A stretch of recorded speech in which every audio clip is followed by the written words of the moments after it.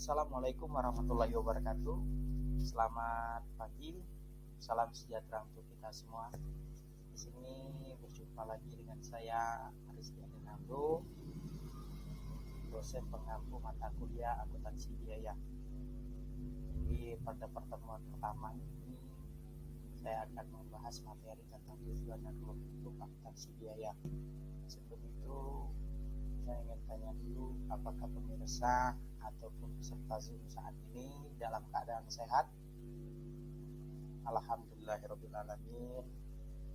Terima kasih sudah yang menjawab, karena kita pada hari ini tentunya akan mengampu mata kuliah ini sampai dengan 20 menit dulu ya.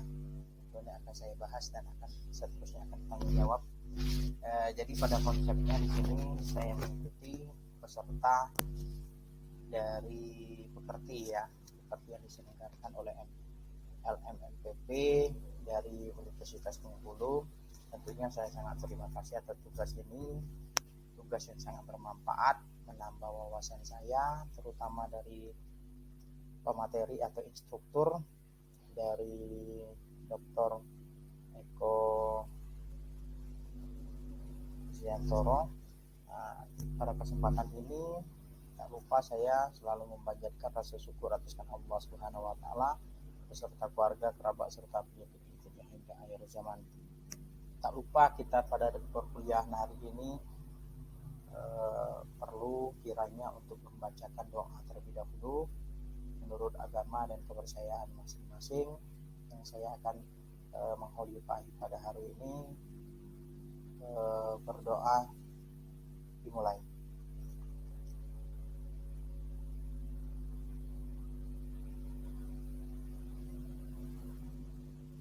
Berdoa selesai. Baik, selesai membaca doa ini saya akan menyampaikan tentang RPS ya. Jadi pada konsepnya RPS ini adalah rencana pembelajaran semester, di mana pada semester ini di semester 2 yang saya ampu kelas A1 ya, A1. Di sini kita terdapat 3 SKS. Artinya kalau 3 SKS itu adalah dengan diampu dengan 60 menit ya, 60 menit dalam satu SKS-nya. Artinya kita kalau dikalikan 6, 3 dikali 6 18 180 menit ya. Jadi kurang lebih 3 jam. Oleh karena itu memanfaatkan waktu yang ada di sini. Sebelum itu saya masuk di tahapan perkuliahan ya. Tahapan perkuliahan ini RPS dan seluruh mata kuliah sudah saya upload di LMS, e-learning system di Unit Bina Insan, e-learning Unit Bina Insan SID, boleh diakses dan seluruh materi sudah saya upload di sana untuk mengisi kehadirannya juga dari para peserta pada hari ini. Tak lupa saya ada sedikit sebelum kita kuliah pada hari ini, saya minta untuk seluruh peserta ini mengerjakan kuis atau pretest terlebih dahulu ya, karena sebelum kita kenal apa itu akuntansi biaya, minimal saya ingin tahu sih sudah paham belum akuntansi biaya. Itu ya. Jadi silakan diakses, materinya sudah saya sediakan di sana. Saya tunggu waktunya sampai dengan 3 menit. Oke, baik para peserta sekalian, saya sudah lihat bahwa seluruh peserta ini cukup baik ya, dapatkan nilai bahwa Mak Ade juga di sini saya lihat bahwa sudah dapat nilai yang sangat baik ya untuk perkuliahan pada hari ini, terutama di pretestnya. Oke, sebelum itu kata pepatah ya, tak kenal maka tak sayang, tak sayang maka tak cinta, tak cinta maka tak kawin. Jadi begitu ya istilahnya tadi. Maka saya memperkenalkan diri terlebih dahulu. Ini identitas saya ya. Ini agak kacau sedikit ya presensinya, cuman masih bisa dibaca di sini ya. Oke, untuk identitas diri di sini perkenal, nama saya adalah Rizky Adinando. Tinggal saya di Lubuk Linggau, tepatnya di Jalan Baturit, Kelurahan Baturit Taba. Nomor HP-nya boleh dikontak 0812 73 56 1994. Saya lulusan alumni dari STIA Moral Lubuk Linggau. lalu juga lanjutan dari Universitas Bengkulu, lalu juga riwayat pekerjaan saya pernah di finance administrasi Global Fund HIV/AIDS Kabupaten Musirawas, tepatnya di tahun 2016 sampai 2018 ya. Lalu staf perencanaan Dinas Kesehatan Kabupaten Musirawas 2017 sampai 2022, dosen studi Pranaputra Lubuk Linggau ini 2019 sampai 2020, lalu dosen Universitas Musirawas ini 2019 sampai 2021, dosen Universitas Bina Insan 2019 sampai dengan sekarang, dan staf sekretaris fakultas PEP Unipbi ya, atau Universitas Bina Insan 2022 sampai dengan sekarang. Nah, itu riwayat dari identitas saya. Ini juga ada channel YouTube saya, mungkin agak tertutup ya dari presensinya hari ini. Itu Andrinaldo Berbagi. Nanti boleh like, share, dan subscribe ya. Lalu untuk akun Instagram ini boleh di-add juga, Ariski Inal ya. Ini akun Cinta saya dan akun Google Scholar. Nah, boleh dikontak kalaupun dijadikan referensi di bidang penelitian ya. Oke, lanjut di sini untuk indikator penilaian saya menetapkan di nilai. Nah, ini nilai ya. Nilai ini batas bawahnya itu C. Jadi saya harap semuanya ini lulus ya. Jadi saya nggak mau lagi ketemu sama mahasiswa yang ketemu lagi dengan mata kuliah yang sama. Ini motivasi saya dan motivasi juga untuk para mahasiswa saya. Tapi dengan syarat ya, terus partisipasi di kelas, pembuatan tugas dan penyajian tugas dan hasil UTS ini harus sesuai, dan UASnya juga harus dikerjakan seluruhnya. Nah, oleh karena itu next ya. Nah, ini saya ada video sebenarnya, cuma nggak bisa diputarkan di sini karena saya juga menggunakan akun Canva ya. Jadi nanti ini bisa diakses dari akun Bitly Free Video Materi. Nah, ini bisa diakses di sini. Nah, terutama di sini videonya ada durasinya 3 menit ya. Nah, durasi 3 menit ini di sini menceritakan tentang bagaimana rekam jejak dari seorang Menteri Keuangan. Nah, jadi Menteri Keuangan kita Indonesia ini sudah sangat terkenal ya, bahkan sampai di mancanegara. Dia juga pernah di Bank Dunia ya, juga di Bank Dunia, dan juga pernah juga mendapatkan beberapa penghargaan ya sebagai menteri terbaik ya di Asia Pasifik. Nah, oke, itu menjadi bahan referensi saya bahwa pada dasarnya kenapa kita belajar tentang akuntansi. Nah, inilah artinya bahwa anak akuntansi saja itu memang koridornya memang sudah tertata seperti itu. Nah, bagaimana seorang manajemennya? Nah, ini yang harus kita pahami ya. Kenapa harus kita pahami bahwa seorang manajemen itu akan menjadi seorang manajer, pimpinan nantinya. Nah, bagaimana seorang pimpinan ini kita persiapkan agar menjadi pemimpin yang benar-benar tahu, benar-benar tahu di kondisi yang ada di lapangan. Nah, terutama manajer, misalnya manajer keuangan, nah dia harus tahu berapa sih kondisi keuangannya saat ini. Jangan-jangan ini dikelabui oleh anak buahnya, kira-kira seperti itu, oleh karyawannya. Pak, kita kondisinya bagus, atau dikatakan kita dalam kondisi terbaik ini Pak, kita laba kita besar. Nah, tapi kita harus konfirmasi, kita harus lihat apakah memang benar-benar saldo kas kita memang benar-benar sekian, ataukah kita benar-benar menghasilkan laba sekian. Kenapa? Karena dampaknya kita adalah seorang manajer itu akan mengambil suatu keputusan. Nah, keputusan apa yang kita ambil? Nah, jelas keputusan yang kita ambil adalah sesuai dengan porsi kita terlebih dahulu. Kalau kita di bidang keuangan, ya kita berdasarkan bidang keuangan kita, apa yang harus kita ikut. Terus juga kan kalau misalnya besar labanya, artinya besar juga yang akan diserahkan atau dibayarkan pajak. Nah, terutama PPh ya, pajak badan ya, nanti yang harus diserahkan oleh seorang perusahaan. Nah, terus juga ada manajemen produksi. Nah, produksi kita harus tahu juga bahwa seorang manajemen produksi itu juga akan bagaimana dia mengetahui berapa sih biaya-biaya yang telah dikeluarkan dalam menghasilkan suatu produk tersebut. Nah, apabila dalam pembuatan produksi itu tidak sebanding dengan volume produksi yang telah ditetapkan, ataupun harga prosesnya berapa, harga pesanannya berapa, prosesnya berapa yang telah jadinya tadi. Nah, itu harus sinkron. Nah, itulah gunanya kenapa seorang manajemen itu juga sangat perlu dalam belajar tentang akuntansi biaya. Nah, itu ya. Terus yang ketiga adalah seorang manajemen pemasaran. Nah, kenapa manajemen pemasaran harus tahu?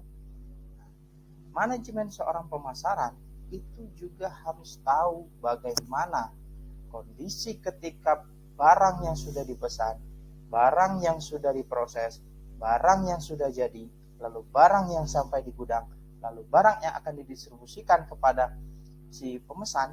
Nah, apakah sesuai?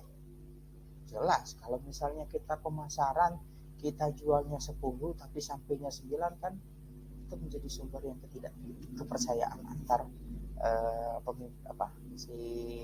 interaksi antar penjual dan pedagang, penjual dan pembeli. Nah, ini ya yang harus kita ketahui. Nah, kenapa perlu belajar akuntansi? Sudah terjawab.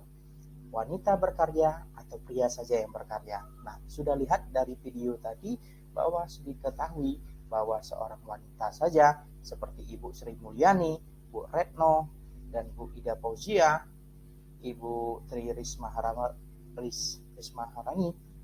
itu menjadi menteri dan berkarya serta mendapatkan penghargaan yang sangat baik di Indonesia maupun di mancanegara.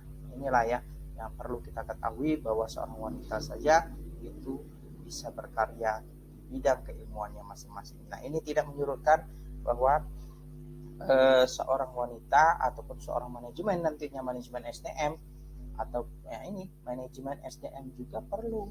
Kenapa dia belajar akuntansi biaya? Agar dia tahu berapa sih biaya ongkos dan sebagainya, karena keterkaitannya biaya.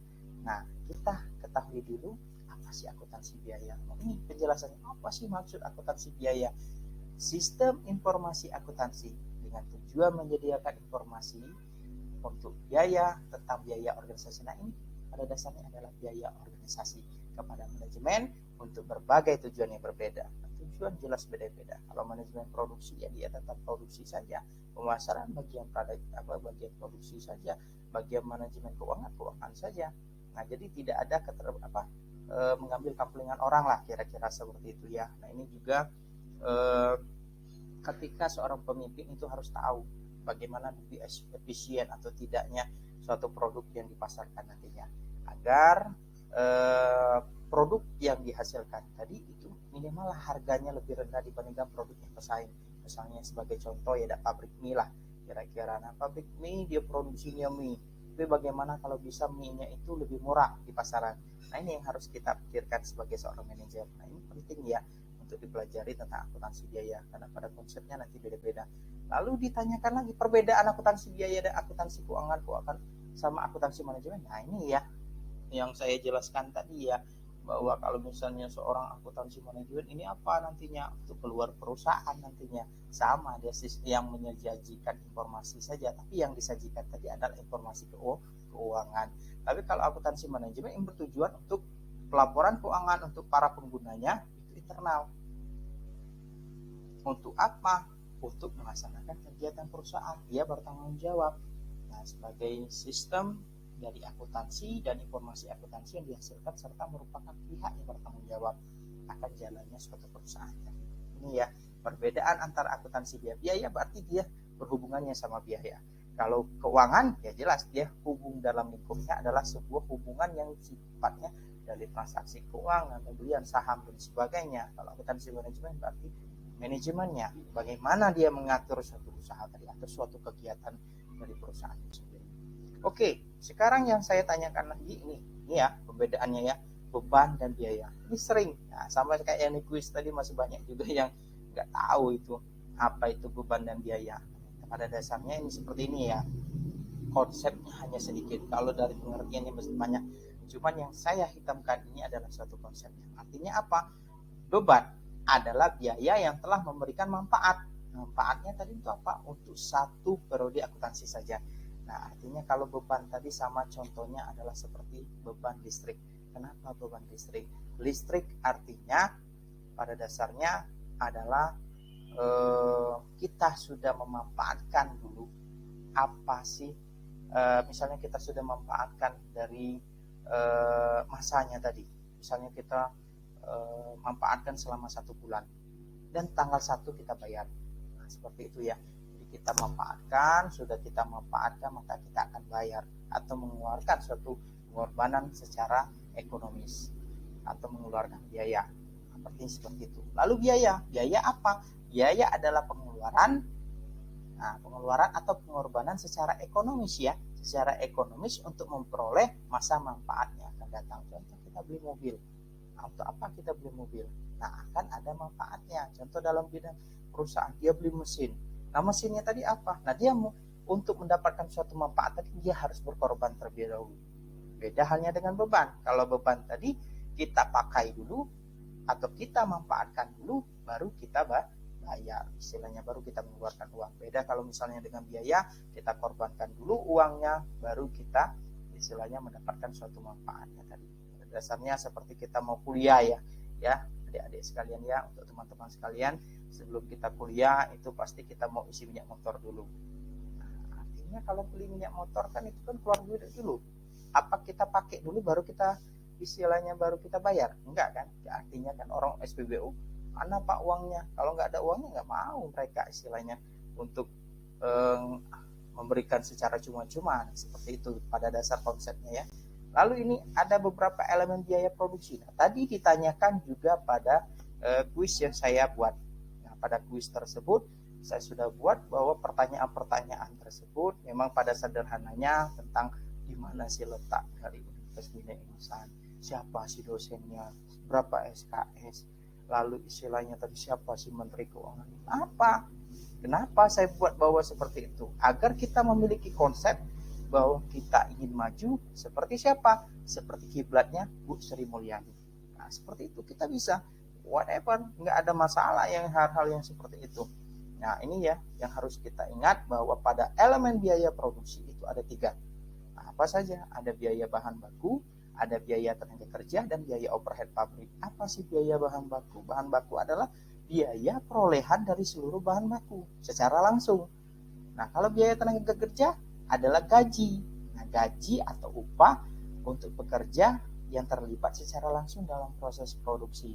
Nah, kalau biaya overhead pabrik adalah yang tidak termasuk di biaya bahan baku dan biaya tenaga kerja langsung, maka masuknya di biaya overhead pabrik. Sebagai contoh, apa? Contoh kita beli bakso. Nah, kalau bakso itu apa sih bahan bakunya? Jelas yang kita lihat adalah daging. Terus apa lagi? Ada tepung ya kalau nggak salah ya, tepung. Nah, lalu ada apa lagi? Ada gandum mungkin ya, saya kurang paham juga kalau itu, tapi yang secara terlihat kita secara fisik yang kita lihat adalah tepung dan daging. Nah, itu mungkin telur juga bisa ya masuk di sana. Nah, untuk biaya tenaga kerja langsung, apa bagaimana contohnya? Adalah seorang yang bekerja. Nah, bekerja pada suatu perusahaan atau UMKM tadi. Artinya dia bekerja di UMKM tadi, dia bekerja, dia diupah, nah, digaji. Dia yang terlibat langsung dalam pembuatan proses kapal. Lalu ditanyakan, Pak, gimana kalau misalnya nggak ada pekerja, tapi orangnya sendiri? Nah, saya tanya lagi, apakah orang yang buka usaha tadi dia tidak memerlukan uang? Nah, jelas pasti dia mau suatu keuntungan. Nah, keuntungan tadilah yang disebutkan dengan gaji. Nah, itu ya pada konsepnya. Lalu biaya operasi pabrik, sebagai contoh kayak kita bakso itu tadi. Bakso artinya apa? Jadi lapar ya karena siang seperti ini ya. Nah, jadi pada konsepnya kalau misalnya selain dari bakso tadi, bakso tadi apa sih? Apa sih yang menjadi bahan penolongnya? Artinya biaya operasi pabrik adalah bahan penolong. Bahan penolongnya apa? Seperti kayak gula ataupun istilahnya tadi taburan daun-daunan dan sebagainya tadi. Nah, itulah yang menjadikan suatu biaya operasi pabrik. Oke, next. Nah, lalu ada struktur organisasi. Nah, struktur organisasi di sini ada koordinatornya, ada akuntansi biaya sampai pajak dan akuntansi keuangan dan sebagainya. Nah, ini ya pada konsepnya ada teamwork, tim kerjanya, ada struktur organisasinya, siapa yang terlibat di sana. Ini ya perlu kita sadari bersama bahwa struktur organisasi itu biasanya dituangkan dalam badan organisasi yang menerangkan wewenang dan tanggung jawab ditetapkan atas jabatan manajemen kunci. Siapa yang menjadi seorang manajemen kunci? Oke, ini peran controller atau dalam perencanaan pengendalian. Controller adalah seorang manajemen kunci bertanggung jawab atas fungsi akuntansi suatu perusahaan. Pada dasarnya dia adalah seperti akuntan internal atau akuntan manajemen. Nah, perannya juga tidak terbatas. Jadi fungsi pencatatan, pelaporan, meliputi dari aspek aplikasi manajemen yang luas di fungsi, yaitu berperan dalam membantu manajemen dalam tahap-tahap perencanaan dan pengendalian untuk mencapai suatu tujuan perusahaan. Meliputinya apa saja? Sistem akuntansi, struktur akuntansi, prosedur operasional, bertanggung jawab atas fungsi perpajakan. Nah ini ya, jadi seorang akuntan itu enak loh sebenarnya. Jadi tidak hanya kita multifungsi lah boleh dikatakan kalau menjadi seorang akuntan. Jadi diletakkan dimanapun itu bisa. Sebagai contoh saya riwayat pekerjaan saya dari masuknya dari staf finance keuangan lalu masuk di bagian perencanaan ya, ini menjadi suatu gaya pribadi saya. Nah lalu juga saya juga berpengalaman di bidang perencanaan tadi sudah hampir 7 tahun saya di sana. Nah, sudah hampir 7 tahun, lalu saya juga sambilan juga menjadi dosen, dan saya mengingat bahwa jadi dosen kayaknya cukup menarik kira-kira seperti itu ya, karena ketemu dengan berbagai orang-orang yang mahasiswa yang beraneka ragam ya, seperti itu. Oke, sebelum itu saya membuat tugas ya untuk seluruh kelompok. Ini peserta ada 30, jadi membuat kelompok dengan tiap kelompok itu 3 orang. Kelompok melakukan survei mengenai rincian pengeluaran, biaya yang dikeluarkan UMKM setiap bulan, dan laba yang didapatkan. Tugas itu dibuat dalam bentuk laporan makalah dan video diupload di channel YouTube masing-masing kelompok. Nah, jadi nanti buat channel YouTube kelompok itu dibuat dalam bentuk video, baik dari kalian observasi, pengambilan sampel, sampai kalian wawancara, sampai kalian selesai. Nah, nanti pembuatan makalah itu bagaimana? Nah, itu saya minta seluruhnya diupload. Nah, apabila nanti ada pertanyaan itu nanti boleh ditanyakan dengan saya di WA tadi sudah saya sampaikan tadi, ataupun boleh ketemu saya di ruangan staff itu ya, di bagian akademik, boleh ketemu saya di sana. Nanti kalau misal ada kontak juga boleh dicantumkan di kolom komentar, ataupun nanti kalau ada pertanyaan lagi boleh di e-learning juga boleh ya, karena kita sudah berbasis e-learning, dan saya minta seluruh mahasiswa itu seluruhnya sudah mengurus akun e-learning, karena ini sudah semester 2. Saya harap semuanya sudah sesuai semua, dan harap ketemu sama petugasnya langsung ya. Oke, untuk itu mungkin itu saja yang mungkin dapat saya sampaikan, lebih dan kurang saya mohon maaf. Mungkin ada pertanyaan tentang tugas ini. Nah, nanti saya kirimkan post testnya lagi ya. Untuk mata kuliah ini saya kirimkan kuisnya tadi. Saya harap dengan adanya pembelajaran ini kalian dapat menambah wawasan dan ilmunya pada konsepnya bisa ya, terutama kalian tercapai dalam akuntansi biaya ini, tercapaiannya minimal bisa mengetahui atau bisa menjelaskan dari pengertian akuntansi biaya dan tujuan dan dasar konsep dari akuntansi biaya itu sendiri. Mungkin ketercapaian itu akan disesuaikan sesuai dengan mahasiswa itu sendiri, dan kalau misalnya itu saya minta ada pertanyaan nanti ya, untuk tiap-tiap kelompok dibuat kelompoknya, mungkin besok sudah terkumpul di bagi kelompoknya dan harus dikirimkan ke saya. Kalau ada pertanyaan nanti silakan chat saja. Itu saja.